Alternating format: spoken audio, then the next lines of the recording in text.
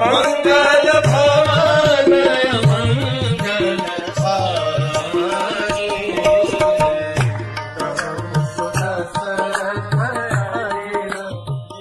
हरे कृष्ण।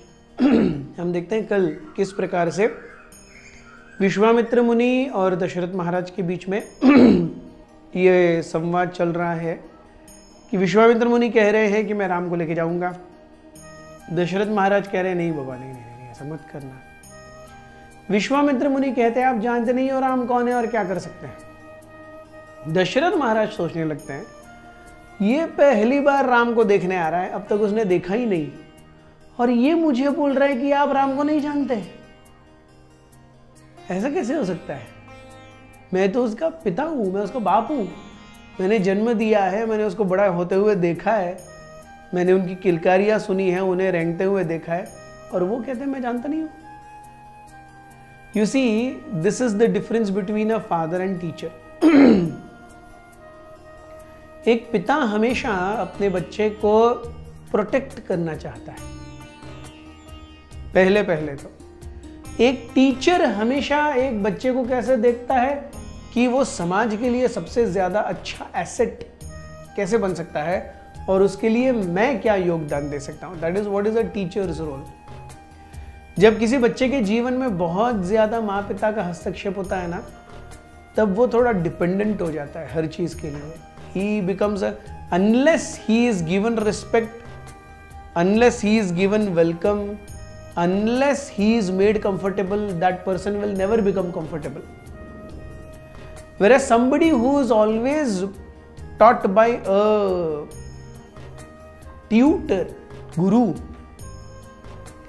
वो जीवन में बुद्धि का उपयोग करते हुए हर प्रकार की समस्या, हर प्रकार की संवेदनशील परिस्थितियों में से, हर प्रकार के विकट परिस्थितियों में से गुजरने के लिए तैयार हो जाता है। इसलिए हम देखते हैं प्राचीनतम जीवन में गुरुकुल होते थे। राजा का बेटा ही क्यों ना हो, पूरा महल छोड़ करके 8 साल की उम्र में उपनयन के बाद वो गुरुकुल आके रुकता था।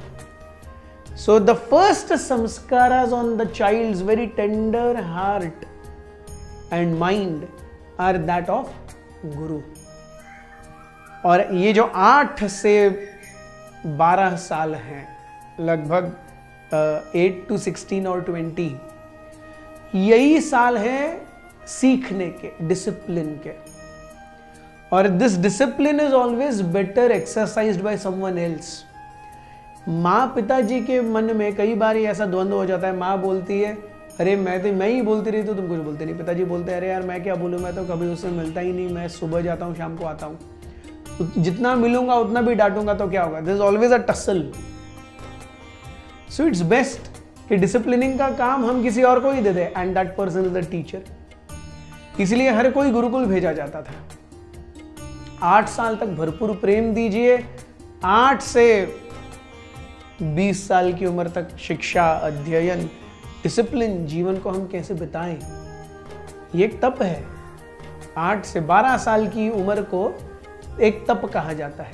सो 8 से 20, ये जो 12 साल हैं, ये तप के 12 साल हैं, जिसमें एक बच्चा एक्चुअली क्या करना चाहिए, क्या नहीं करना चाहिए, लॉजिकली करना सीखता है।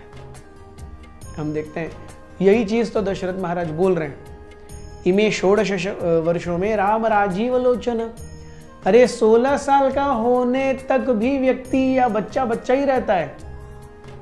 17-18 साल की उम्र में उसकी शादी होती है। यस, अभी तो ये 12 साल का है और आप उसे युद्ध करने के लिए लेके जाना चाहते हैं।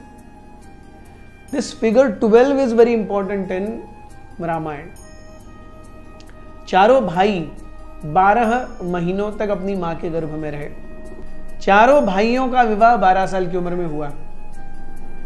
राम और लक्ष्मण और सीता को 12 साल का वनवास भेजना देखना पड़ा। रामायण में 24,000 श्लोक हैं, 12,000 के दुगने। So this 12 and 12 years also means a tapasya, एक तप, 12 years. So ये जो 8 से लेकर के 20 साल है, ये बहुत ही महत्वपूर्ण है। So this has to be under a tutelage of a qualified teacher that will make things better. Dasharath महाराज अपने आंखों के ऊपर वात्सल्य प्रेम का चश्मा लगाए हुए हैं, इसीलिए वो राम की प्रभुता, राम के सामर्थ्य को देख नहीं पा रहे। विश्वामित्र मुनि ने एक शिक्षक का, एक परोपकारी व्यक्ति का, समाज कल्याण का चश्मा पहना है और वो राम को पूर्ण पुरुषोत्तम परमेश्वर के रूप में जानते हैं। तो दोनों ही, दशरथ महाराज और विश्वामित्र मुनि दोनों ही राम को राजीव लोचन कहते हैं। राजीव लोचन अर्थात दशरथ महाराज का मतलब है, जैसे हमने कहा था पिछले इसमें, कि अरे वो कमल के समान सूर्योदय पे उगता है, सूर्यास्त पे ढल जाता है। राम भी सूर्योदय पे उठता है, सूर्यास्त पे वो सो जाता है, और आप चाहते हैं कि वो निशाचरों से युद्ध करे। विश्वामित्र भी राम को राजीव लोचन कहते हैं। राजीव लोचन, कमल के समान। जैसे कमल के समय, दिन के समय सूर्य की किरणों के कारण जो कमल है वो खिलता है, वैसे ही ये जो आपके आंगन में खिला हुआ कमल है, ये क्या करेगा? सारी असुर संपत्ति का और असुर वंश का नाश करेगा। ये ऐसा कमल खिला है आपके आंगन में, आप उसे देख नहीं रहे। दशरथ महाराज अपनी युद्धों में की गई अपने रणकुशलता को, अपने सामर्थ्य को बताने लगे कि किसी तरीके से somehow विश्वामित्र मुनि should be stopped from taking Ram and instead he should take me। लेकिन दशरथ महाराज ये भूल गए कि विश्वामित्र मुनि यहाँ पे क्वांटिटी देखने के लिए आई नहीं है, वो क्वालिटी देख रहे हैं। सारे दशरथ महाराज और उनकी सारी सेना से बहुत ऊपर है प्रभु राम, क्योंकि वो तो पूर्ण पुरुषोत्तम परमेश्वर है। कैसे न होंगे? हम देखते हैं कि विश्वामित्र मुनि प्रभु राम को एक ऐसे हीरे के रूप में देखते हैं जिसको भी तराशने की जरूरत है, और तराशने के बाद में उस हीरे में से इतना सुंदर प्रकाश आएगा। लेकिन प्रॉब्लम है कि विश्वामित्र मुनि का वो हीरा नहीं है, वो हीरा दशरथ का है, और दशरथ महाराज उसे चमकाना नहीं चाहते। That's the basic problem between both of them. Vishwamitra मुनि पूरी तरीके से दशरथ महाराज को कन्विंस करने में लगे हुए हैं कि आप मुझे राम को दे दीजिए। फाइनली दशरथ महाराज के हृदय पसीज गया। दशरथ महाराज की आवाज़ कांपने लगी, टूटने लगी कि मेरे बेटे को मुझसे अलग मत कीजिए। वो विश्वामित्र मुनि के पैरों पे गिर गए, and the abject physical attachment that Dasharath Maharaj had for lord Ram came into forefront. लेकिन इस अटैचमेंट को तोड़ना जरूरी था, क्योंकि अगर ये अटैचमेंट टूटेगी नहीं तब प्रभु रामचंद्र अपना जो मुख्य उद्देश्य है रावण को हराने का, वो कैसे कर पाएंगे।